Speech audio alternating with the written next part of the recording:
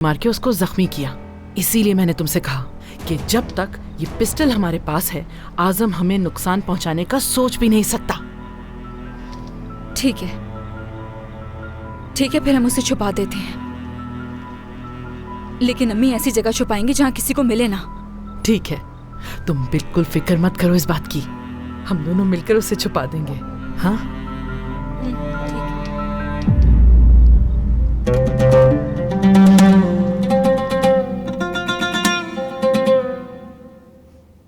तुमने कहा था कि आतिफ यहां दोबारा नहीं आएगा, मगर आज उसने मुझे रोक लिया। क्या कहा उसने? वो अपने पैसे और गाड़ी वापस चाहता है। बस यही कहा उसने आपसे?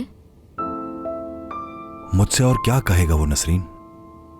नहीं मालूम, वो हमेशा मुझ पे कुछ ना कुछ इल्जाम लगाता रहता है क्योंकि मैंने उससे शादी नहीं की, तो इसलिए।